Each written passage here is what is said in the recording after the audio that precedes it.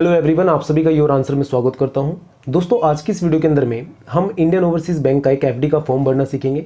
Fix deposit एक middle class family के लिए ज़रूरी क्यों होती है और सबसे बेस्ट सेविंग का तरीका मिडिल क्लास फैमिली के लिए एफडी क्यों होता है और एफडी एक फ्री रिस्क इन्वेस्टमेंट कैसे होता है, इसके बारे में जानेंगे। साथ साथ हम देखेंगे कि किस बैंक का क्या इंटरेस्ट रेट मिलता है, किस हिसाब से इंटरेस्ट दिया जाता है एफडी के ऊपर में, इसको हम देखेंगे। तो वीडियो इंपॉर्टेंट है, लास्ट तक देखिएगा जिससे आपको चीज़ें समझ में आए। कहीं पर भी कोई डाउट आता है कमेंट करके पूछ लीजिएगा। ठीक है, चलिए स्टार्ट करते हैं। तो दोस्तों, आपके सामने स्क्रीन पर एक इंडियन ओवरसीज बैंक का एफडी का फॉर्म दिख रहा होगा। ठीक है, इसको मैंने नॉर्मली फिल कर रखा है पहले से ही, पर सबसे पहले हम कुछ बेसिक चीजें जानते हैं कि एफडी होता क्या है। एफडी की फुल फॉर्म फिक्स डिपॉजिट।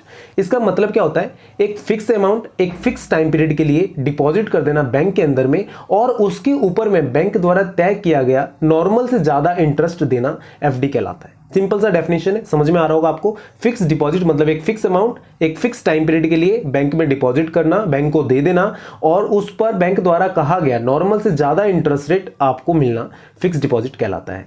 हम फिक्स डिपॉजिट कितने कितने टाइम पीरियड के लिए कर सकते हैं, तो आपकी मर्जी होती है। 6 महीने के लिए भी होता है, साल भर का भी होता है, 12 महीने का भी होता है, 18 महीने का भी होता है। तो आप जिस हिसाब से करना चाहो, जिस बैंक में भी करना चाहो कर सकते हो। यहाँ पे कई बार क्वेश्चन होता है लोगों का कि अगर मुझे इंडियन ओवरसीज बैंक में एफडी करवाना है तो क्या वहाँ पे अकाउंट होना जरूरी है? नहीं, अकाउंट होना कोई जरूरी नहीं है, कंपलसरी नहीं है, बट अगर अकाउंट हो तो ज़्यादा बेनिफिट होता है। लास्ट में जब आप निकालोगे तो विड्रॉ करने में आपको आसानी होगा। ठीक है, पहली चीज ये समझ में आता है।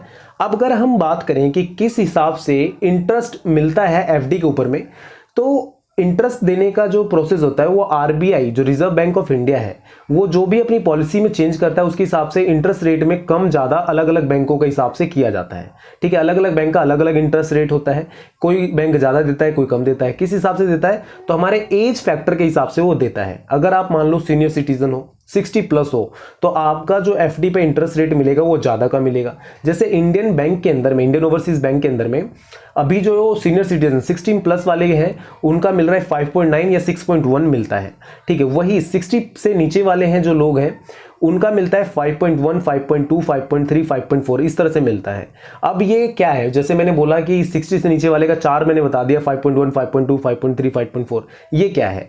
तो ये डिपेंड करता है आप कितने टाइम पीरियड के लिए जमा कर रहे हो, आपका अमाउंट कितना बड़ा है। ठीक है, इसके हिसाब से भी एफडी का जो इंटरेस्ट रेट है कम ज्यादा होता रहता है और अलग अलग बैंकों का अलग अलग इंटरेस्ट रेट होता है। कैसे होता है? होता है तो आरबीआई जो भी पॉलिसी इसमें चेंज करती है उसके हिसाब से बैंक अपने सिचुएशन को देखते हुए एफडी के अंदर में चेंजेस करता है। हम जो भी अमाउंट बैंक को देंगे वो एक फिक्स टाइम पीरियड के लिए बैंक के अंदर में सबमिट हो जाता है, बैंक उसका यूज करता है और बाद में वो हमें दे देता है। ठीक है, ये रिस्क फ्री इन्वेस्टमेंट कैसे होता है इसके बारे में भी हम बात करें तो दोस्तों, इसके अंदर में क्या हो जाता है कि आपने जो भी अमाउंट बैंक में सबमिट किया, एफडी के लिए डाला, फिक्स डिपॉजिट किया, बैंक के कहे अनुसार जितना बैंक ने बोला है ना उतना ही देगा, भले ही उस बैंक को आपको लॉस हुआ हो आपके पैसे से। ठीक है, जैसे मान लो मैं यहाँ पे 1.5 लाख का एफडी करवा रहा हूँ। ठीक है, 1.5 लाख के एफडी के अंदर में बैंक का नुकसान हो गया, उसका बच गया 1 लाख रुपए, 50,000 का नुकसान हो गया, पर उसने बोला था 1.5 लाख पे मुझे 2 साल के अंदर में 15,000 देगा। ठीक है, तो 15,000 उसे देना पड़ेगा। ठीक है, चाहे कुछ भी हो जाए वो कहीं से भी देगा ही देगा। वो प्रॉमिस जो उसने प्रॉमिस किया था वो उसको निभाएगा। ठीक है, पर वही अगर मान लो आप शेयर मार्केट में पैसे लगाते हो, उसके अंदर में आपको बैंक कभी भी शेयर मार्केट ये नहीं कहता कि आपने 1,000 लगाया तो मैं आपको 1,500 रुपए दूंगा 10 साल भर बाद, 10 साल बाद, ऐसा कभी नहीं कहता। क्या पता कंपनी लॉस में चली जाए।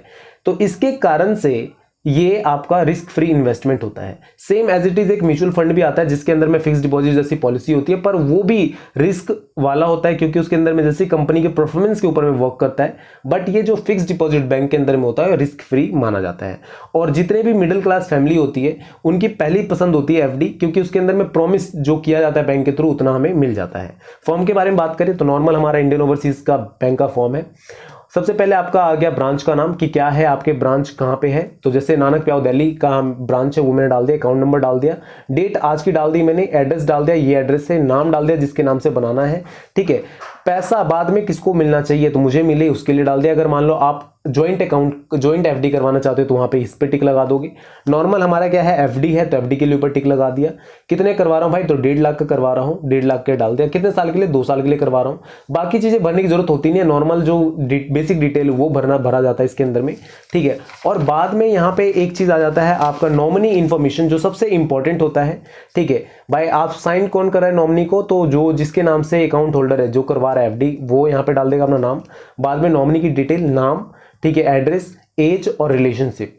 जब अगर कोई दुर्घटना होती है आपके साथ में, कोई मृत्यु होता है, ठीक है, उसके बाद में नॉमिनी को आपका सारा पैसा ट्रांसफर कर दिया जाता है। नॉमिनी को चाहिए क्या होता है उस समय, आपकी जो मृत्यु प्रमाण पत्र है वो, ठीक है, और साथ साथ में आपकी आईडी प्रूफ, इनकी और नॉमिनी की आईडी प्रूफ, ये लगाकर वो अपने अकाउंट में पैसे ट्रांसफर करवा सकते हैं। ठीक है, नॉर्मल सा ही फॉर्म होता है। आप किसी बैंक में जाओगे, हर तरह बैंक का ऑलमोस्ट सेम ही फॉर्म होता है, वहां से मिल जाएगा। ऑनलाइन भी प्रोसेस होता है, अगर आप अपने नेट बैंकिंग ले रखा है या बैंक की साइट पर विजिट करते हो तो वहां से ऑनलाइन भी आप एफडी के लिए अप्लाई कर सकते हो। अगर बैंक में जाकर अप्लाई करोगे तो आपको ये फॉर्म भरना पड़ेगा इंडियन ओवरसीज बैंक में, और अदर बैंक का अदर तरीके का फॉर्म होता है। दोस्तों, अगर कोई भी डाउट हो एफडी से रिलेटेड, आप कमेंट करके पूछ सकते हो। ठीक है, आई होप सो वीडियो आपके लिए यूजफुल होगी। और जो भी स्टूडेंट सेविंग करना चाहते हैं अभी से स्टार्ट कीजिए। ठीक है, जो भी स्टूडेंट्स हों या जो भी फैमिली, कोई भी देख रहा है वीडियो को, अगर लगता है उन्हें कि एफडी में उनको प्रॉफिट हो सकता है, अच्छा बेनिफिट मिल सकता है, तो एफडी स्टार्ट कीजिए। म्यूचुअल फंड भी है same as it is, but FD क्या है, रिस्क फ्री है। म्यूचुअल फंड में थोड़ा सा रिस्क होता है। ठीक है, म्यूचुअल फंड में भी आपको मैं बताऊंगा किसी और वीडियो में। अगर आपको वीडियो चाहिए होगा म्यूचुअल फंड के बारे में तो कमेंट कीजिएगा, मैं उसके ऊपर मैं वीडियो बना दूंगा। Friends, bye bye, take care, all the best. Channel को सब्सक्राइब करना बिल्कुल ना भूलें, और भी इस तरह की वीडियोस आती रहेंगी समय के साथ। ठीक है, bye bye, take care, all the best.